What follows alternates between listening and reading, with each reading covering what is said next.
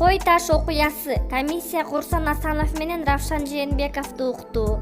Жыйынга чакырылгандар 7-8 августта болгон Кой таш айылындагы окуялардын өнүгүшү, өздөрүнүн түздөн-түз катышуусу тууралуу айтып беришип, мамлекеттик комиссиянын мүчөлөрүнүн суроолоруна жооп беришти. Үстүбүздөгү жылдын 7-8 августта болгон Кой таш окуясын иликтөө үчүн түзүлгөн комиссиянын мүчөлөрү Ички иштер министринин мурдагы орун басары Курсан Асанов менен коомдук ишмер Равшан Жээнбековдун маалыматын угушту.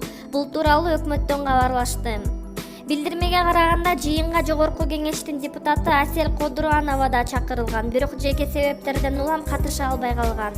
Жыйынга чакырылгандар 7-8 августта болгон Кой таш айылындагы окуялардын өнүгүшү, өздөрүнүн түздөн-түз катышуусу тууралуу айтып беришип, мамлекеттик комиссиянын мүчөлөрүнүн суроолоруна жооп беришти деп айтылат маалыматта. Эске салсак, буга чейин премьер-министрдин буйругу менен Кой таш айылында түзүлгөн кырдаалды иликтөө боюнча мамлекеттик комиссия түзүлгөн. Анын курамына эки жаңы катышуучу коомдук ишмер Клара Сооронкулова менен Жаркынбек Касымбеков кирген. Кой таштагы окуя. 7 августта УКМК Кой ташта мурунку президент Алмазбек Атамбаевди кармоо боюнча атайын операция жүргүзүп, ал максатына жетпей калган. Атамбаевдин тарапташтары катуу каршылык көрсөтүп, ок атылган. Бир жоокер каза таап, 140ка чукул адам ар кандай жаракат алган. Эртеси операцияны Ички иштер министрлиги жүргүзүп, Ички иштер министрин ошол кездеги орун басары Курсан Асановдун жүргүзгөн сүйлөшүүсүнөн кийин Атамбаев багынып берген. Жогорку кеңештеги Өнүгүү Прогресс фракциясынын депутаты Алтынбек Жунусулу мас абалында автоунааны айдагандарга 50 миңден 100 миң сомго чейин айыппул салууну сунуштады. Бул туурасында депутат фракциянын 13 сентябрдагы жыйынында айтты. Алкоголь ичип алып машина айдагандарга 17 миң сом айып салынат. Мас болуп машина айдап жүргөндөр маегге кармалса, ачуусу келгендер чөнтөгүнө 17 миң сомду алып чыгып, төлөп ал дегендерди көрүп атабыз. Ошон үчүн аларга айыппулду 50 миңден 100 миң сомго чейин көтөрүш керек деди ал. Алтынбек Жунусулу ошол эле кезде коопсуздукка анча коркунуч келтирбеген бузгандарга карата айыпты азайтып, анын көлөмүн 500 сомго чейин түшүрүү керектигин билдирди. 2019 жылдын 1-январынан тартып административдик кодекске киргизилген өзгөртүүлөргө ылайык жол эрежесин бузган айдоочуларга салына турган айыппулдун өлчөмү көбөйгөн. Бул эрежелердин негизинде мас абалында машина айдагандарга 17.500 сом айыппул салынат. Ашып ташкан энергиясы менен таң калтырган бул айымды көбү башка планетадан келген адамдай кабыл алат. Бирок эл кандай кабыл алса да, Гүлзат Мамытбек максаттарына карыштап кадамдап жетүүдө. Ал жакында жеке концертин берип, ал ортодо мурунку күйөөсү менен Сотошконун сүйүктүүсү Хуан экөөнүн мамилеси тууралуу дагы агынан жарылып айтып берди. Гүлзат, кандайсың? Жакында эле концерт бердиң, кандай өттү? Концерт өңгүрөп жакшы өттү. Бир максатты көздөгөндө эч бир болбой калсачы, эл келбей койсочу деген шектенүүлөрсүз башташ керек экен. Мен Тимати деле элди жыйнабадыбы? Менин эмнем кем? Бул менин жерим да, буюрса жакшы өтөт деп ойлодум. Эми бир аз тынчсыздануу болду. Башкалардай вокал боюнча жакшы иштей элекмин. Репертуарымда ырлар аз.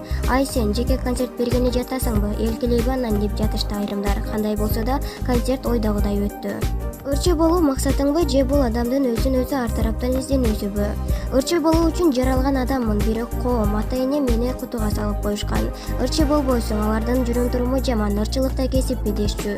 Кичине кезимде эле Майкл Джексондой дүйнөлүк ырчы болом деген ниетим бар болчу. Азыр кутудан чыгып кеттим. Кайрат Пиримбердиевге дагы көп мыкты ырчыларга сабак берген Эржан Мусинден вокал боюнча сабак алып жатам. Мен ал кишинин үнүн уккандай эле агайым болорун сезгем.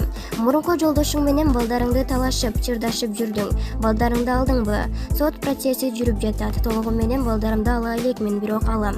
Негизи элдин баары эле тиги киши кандай адам экенин билип калышты. 2-3 жолу кол көтөрдү, бирок ал чыр чатакты элге чыгарган жокмун. Анткени балдарыма тез таасир берет экен. Акырында өз ишимди кылып келе жатам. Балдарың кимде? Аларга залал бердиби бул окуя? Ыр-чырдын арасында жүрүп балдарымдын психикасы бозулду. Уулум Алыбек коркуп калган.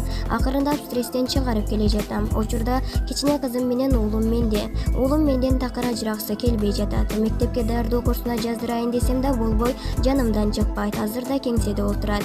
Менин жанымда жүргөндө пайдасы көп экен. Сүйлөгөндө, бийлегенде, өз оюн толук айтканды, ырдаганды үйрөнүп жатканын байкадым. Түз эфирлерге чыгып сүйлөп жатканын көрүп көптөр таң калды.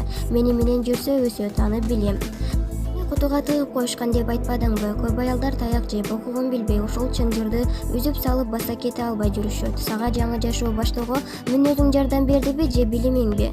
Экөө тең. Эсимде кичине кезимде бир жолу телевизордон чоң стадиондо элдин ортосунда 2-3 адам шампань ичип жатканын көрсөтүп калды. Атам 10 000 адамдын каратып коюп ортодо шампань ичип жатканын деп жини келди. Мен карап туруп, атам мен ошол элди караткан 3 кишинин бири болом деген. Көзү айланып эле карап калган. Менде бир ажайып энергия бар болчу. Мен көпкө өзүмдү түшүнө албай жүрдүм. Эл мени жиндирек деп айтышчу. Кээде мен өзүмдү да ошондой окшоймун деп ойлоп кетчүмүн. Жалгыз мүнөзүм менен чынжырды үзүп кете албасымды билип, тытынып билим ала баштадым. Баягы мени тыгып коюшкан котунун ичинен тырмалып чыга баштадым. Жолдошум да көз карашы чектелүү адам болуп чыкты. Эшек келесоо деген сөздөн башка укпай калдым. Дагы жарым жыл ушул абалда жашасам, жок болуп кетмекмин. Чөнтөгүмдө 10 сом жок, эч кайда чыга албай калган күндөрүм болду. Көп учурда балаң үчүн жаша, алар үчүн эмне болсо да чыда деп эле какшай беришет. Чынында кээде балаң үчүн эмес, өзүң үчүн да жашагың келбей калат экен. Балага энесинин оор абалы бакыт болмок беле. Даяр турган чайды куюп иче албаган эркекке мен эмнеге күң болушум керек? Мен балдар менен алек болуп жатам. Мына тамак даяр. Чай куюп ичип турчу десем, жок, мага сен куюп беришиң керек деген эркек менен жашадым. Анткени ата-энемдин мага берген тарбиясы ошол эле. Ошондо өзүмө сөз бердим. Мага ата-энем эмес, бүгүн дүйнө каршы болсо да мындай жашоону каалабайм дедим. 7 айлык баламды колума алып, чекеме тапанча такаса да болбой чыгып кеттим. Ууларым кайын эжемдикинде болчу. Үйдөн узап баратканда мен бортума туруп, балдарымды алууга бир күн келем дегем. Мен белгисиз эле жакка кетип бара жаттым. Ата-энем кабыл албайт болчу. Мени түшүнгөн 2-3 эле адам бар эле. Тааныш эжемдикинде жашап калдым. Мотивация бере турган китептерди, видеолорду угуп көрө баштадым. Иштей баштадым. Колумдан келет деген ишеним пайда болду. Билим деп калбадыңбы? Өзүңдү өзүң өстүрүү кандай болду? Улуттук университетинин журналистика факультетин бүтүргөм. Бирок КМШ өлкөлөрүндө жоштор билим бербейт. Ал жактан билим алдым деп айта албайм. Мен ар тараптан китеп окуп, тил үйрөнө баштадым. Айылдан шаарга келгенде эле англис тилин үйрөнүшүм керек экендигин түшүндүм. Бирок ал үчүн сабак берүүнүн татаал системасын тандап алышыптыр. Көйрөктөн шыйрак эле чыгара беришиптир. Үйрөнүп алгандан кийин оңой ыкмарсын иштеп чыгып сабак бере баштадым. Көрсө дүйнөдөгү эң оңой тил туура. Алмазбек Атамбаев өнөр жай соода жана туризм министри болуп турган учурда анын катчысы болчумун. Ал кишиге англис тилин оңой ыкма менен үйрөтсөм, тез эле сүйлөп калды. Сенин ыкмаң оңой турбайбы? Сен элди окутушуң керек деп мага дем берип салды. Ошентип тил үйрөтүү мектебинде